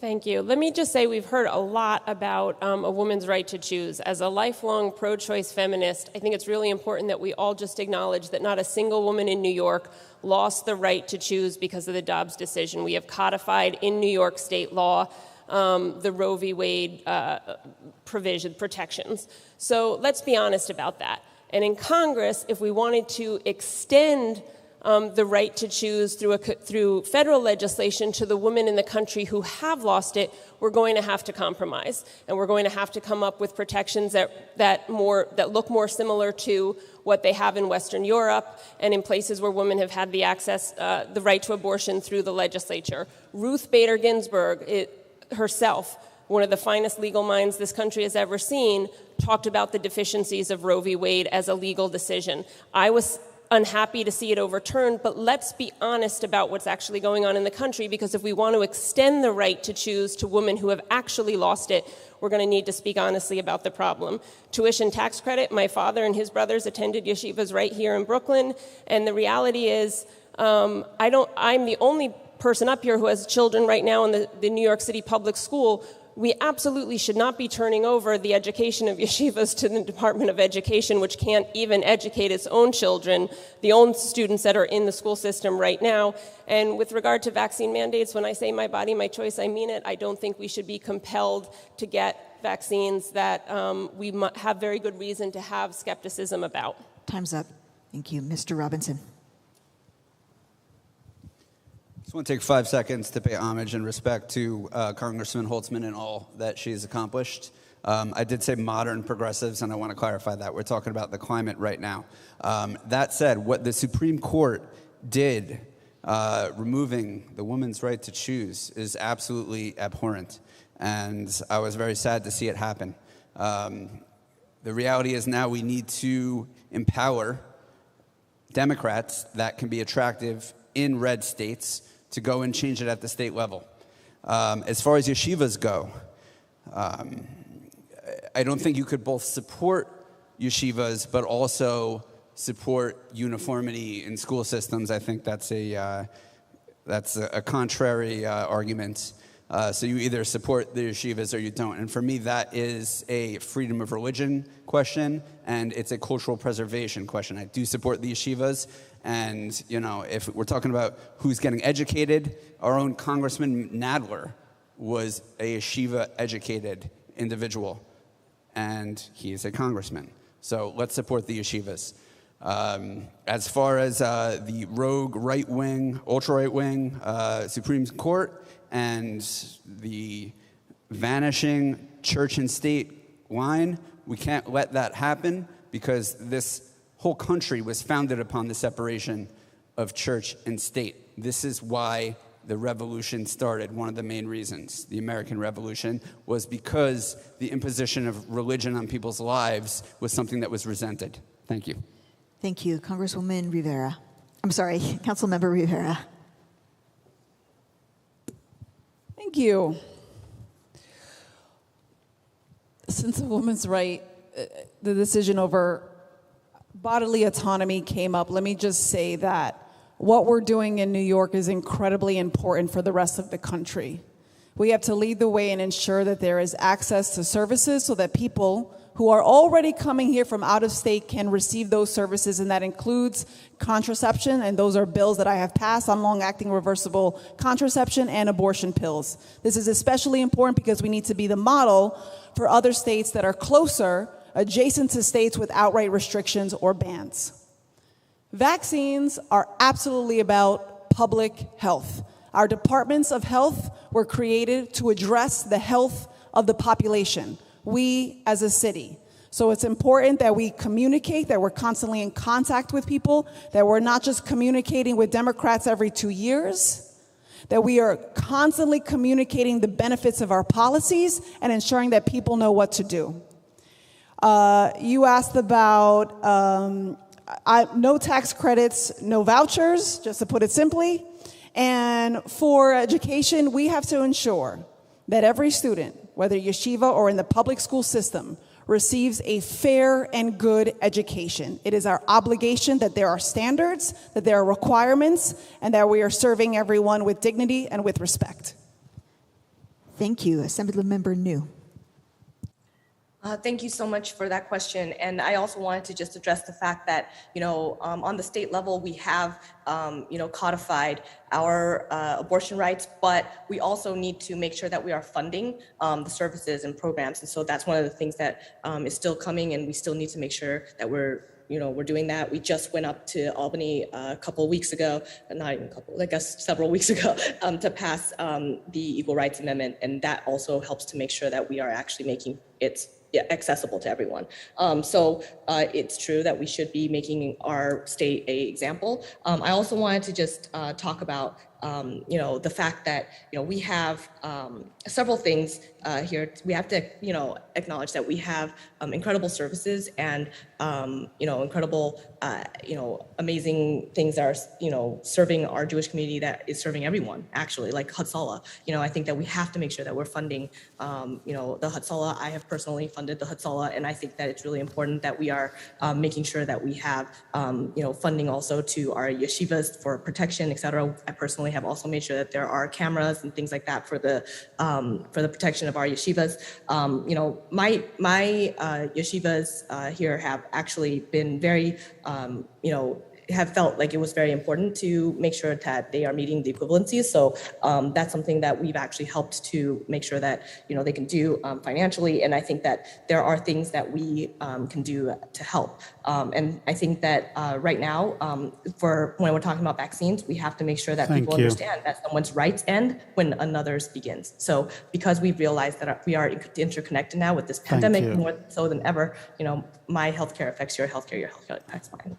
Thank you. The final question is a fun one, but very important, and I hope you answer the question in 30 seconds. What is your favorite Jewish deli or bagel store in the 10th district, and what's your go-to order? Councilwoman Rivera. There's so many. I like pastries from like Moishe's, but I also like, well, Kosar's is under new management.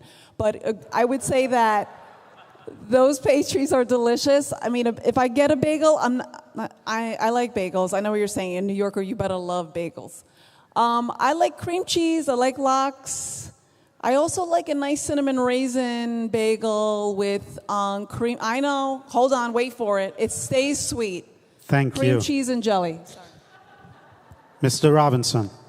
The answer is simple. It's Katz Deli. Ms. Maron. I'm sorry? Oh. And what's your go-to order? Pastrami on rye, obviously. Russian dressing, a lot of it, and a bunch of pickles. Thanks. For my family, it's Russ and Daughters to get bagels and lox on Sunday morning. And for me, it's a sesame bagel, cream cheese, lox, red onion, thinly sliced, and tomato. Assemblywoman New.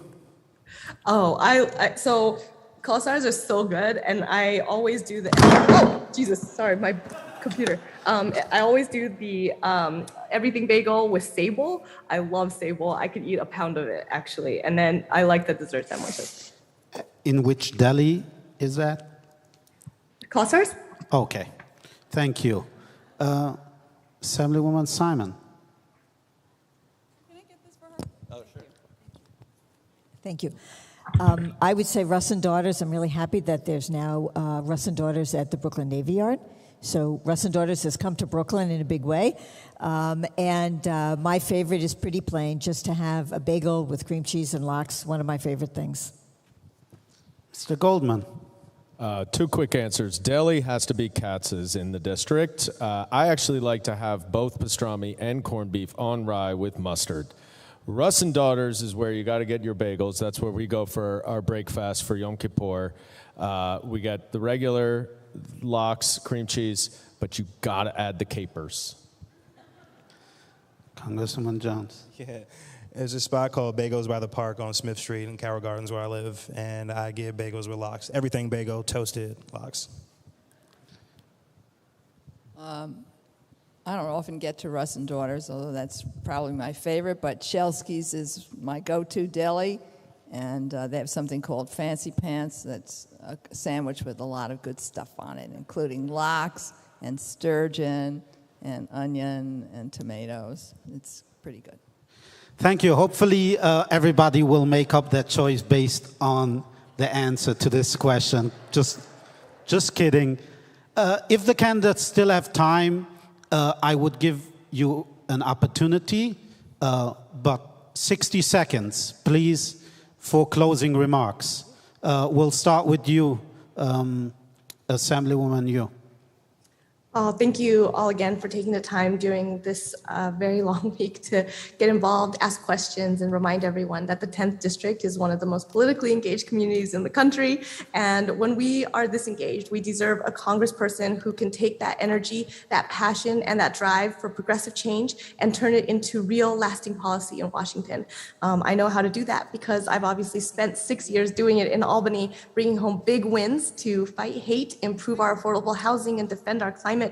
Doing things that people thought were impossible, because even when my own party said those wins were impossible, we were able to make that change because we had the political courage to ask and to fight. So I'm asking for more than your vote. I'm asking for your belief that we can and must do better. I'm asking for your voices and for your belief in a better and more inclusive city, state, and country, because when we build coalitions so big and so loud that they can't be ignored, that's when we score our biggest wins for our people. So let's take that winning formula to Washington and show them how we do things here in New York. Thank you. Thank you, Ms. Maron. Well, thank you very much for everyone who stayed all this time. I would say that I present a real alternative to some of what we've seen recently in Washington, D.C. I would be a congresswoman who would actually work with people across a wide spectrum of ideas and beliefs, and I think that's what we're going to need as Democrats to get anything done in the next Congress, because it is very likely, historically, it's very likely that the president's party loses seats in the midterm elections. It's particular to this moment in time, but it's also historically very common. So if we're going to have progress on the issues that we care about here in the 10th District and the issues that are important to us that happen on a federal level, we're going to need to send somebody to Congress who can work collaboratively with the people who are in Congress. I can do two things. I can stand up for the things that I actually believe in and fight for them. I've done it time and time again here in the city. And I can also work collaboratively with a wide range of people. And I think that's a winning combination, and I'd ask for your support and your vote in the upcoming election. Thank you, Mr. Robinson.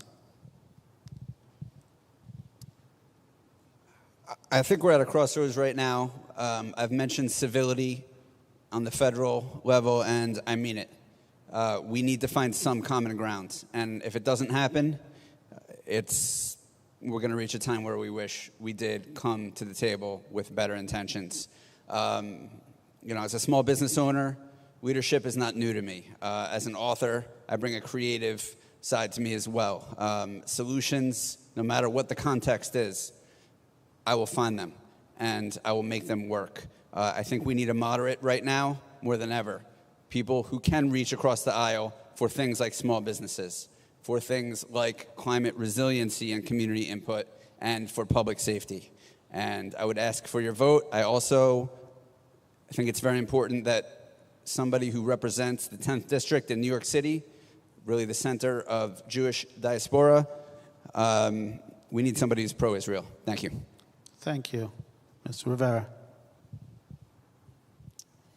Thank you so much, everyone. Thank you to everyone who facilitated, who joined us. This was a very fair space, and I thought it gave us an opportunity to present who we are and how we'll govern and overall our demeanor. I am building a coalition that I hope will include all of you in this room. I've been endorsed by Congresswoman Nydia Velázquez, Congressman Adriano Espaillat, 1199, TWU, Voters for Animal Rights, the 504 Democratic Club, which centers the disability community, and countless community leaders, district leaders, state committee people, and many, many others. I am someone that intends to represent New York's 10th congressional district with fairness, honesty, and respect, to understand and be sensitive to our international and local concerns, and always represent us proudly, humbly, and openly. I am someone who has roots in this district. I am proud that all my memories and milestones have happened right here in NY-10. But my record speaks for itself. Please check out carlinarivera.nyc to see what I have done for our city and what I'll continue to strive to do. Thank you so much. I humbly ask for your support. Thank you. Assemblywoman Simon. Thank you. My entire career has been about lifting the voices of people who have been marginalized in our society. I'm the grandchild of immigrants. I grew up in a working class neighborhood in Yonkers, and I've made this district my home for the last 41 years. This is a district that I know well. I have worked and served as a community leader throughout this district. And I will tell you that I have taken bold stances. I have been ahead of the curve on progressive transportation. I have been ahead of the curve on a reform of the Brooklyn Democratic Party. I have been ahead of the curve in standing up to the abusive county leader Vito Lopez.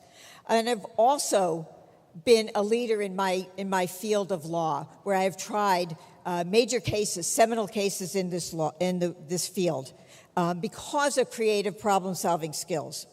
And I can tell you that I will never back down on LGBTQ rights. I will never back down on the rights of people who are I will never back down on the rights of the people who live here to have a dignified life. And that means that I am not beholden to real estate developers. I am going to work closely with every level of government and with all of my colleagues. I have a very strong track record in the Assembly working with colleagues on both sides of the aisle. Thank you, and being highly respected because I can work with everyone. And I will do that in Congress. Thank you. Mr. Goldman.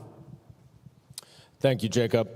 My grandmother escaped anti-Semitism in Russia and came here and lived the American dream.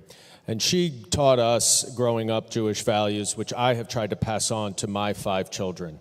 But I'm very concerned about the future of this country for my 5 children, 4 girls, whether they're going to have the right to choose, whether we're going to be operating in a democracy, whether we're going to have a climate with air that we can breathe, and with rivers and seas that are actually not overflowing. And so we have these existential crises that we have to solve. And you will hear so many ideas, and there are so many important policies that we all up here believe in. But the question is, who is actually going to make a difference so that my 5 children can live in a different country than what we're facing right now? I have the creativity, I have the experience in Washington being effective, proving the case and standing up against Donald Trump, and I will bring that creativity to get results for the progressive ideals that we all believe in. Thank you, Congressman Jones. Thank you so much, and thank you all for taking time out of your very busy schedules to be with us all tonight. I am so excited to be running for a 2nd term in Congress to represent this beautifully diverse district that has given so much to me. I'm a leading progressive member of Congress with a track record of actually delivering results. And I've been fighting for the communities that comprise this district, getting billions of dollars in infrastructure money that can be used for climate resiliency and to repair our roads and our bridges, leading the fight to end gun violence, pushing this administration, and yes, the United States Senate, to enact humane immigration policy, helping to get Build Back Better passed through the House, which contains tens of billions of dollars in NYCHA investments and creating 300,000 additional Section 8 housing vouchers. These and so many other things, including saving our ailing democracy. These are the things I'm fighting to continue doing in Congress. And yes, I'm proud to have local endorsements like Grand Street Democrats and labor unions like RWDSU and National Nurses United, but also to be endorsed by the Congressional Progressive Caucus. Congresswoman Holtzman.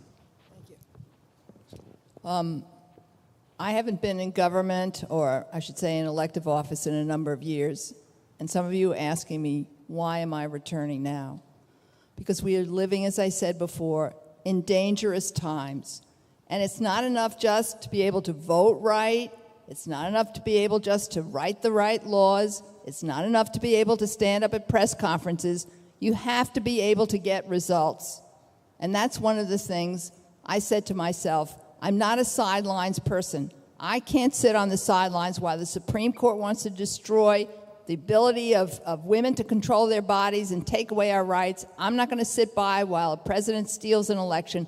I'm not going to sit by while MAGA Republicans want further to enable these actions to take place.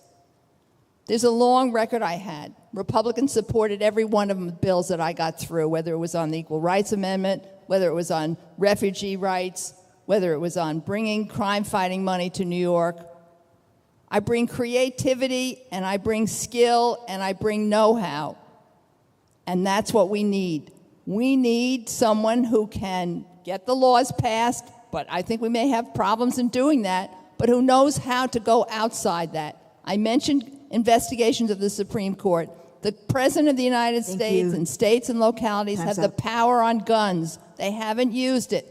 That's the kind of thing that I think we'll have to do, that I want to do if I get elected. I'd be proud to do that. Thank you. This concludes our forum. I want to thank everyone for being here tonight. I want to thank especially... Let's give that round of applause to these candidates. Because everyone who was here tonight is here because you care so much about the future of our district, the future of our country. These candidates are giving their time and their life energy and their dedication to try to change things. And I just want to thank you all so much for taking time with us tonight to share your vision, to share your ideas, to listen to each other and to us. And I wish you all the best success, and thank you for wanting to give yourself to serve our country. Thank you all for being here tonight.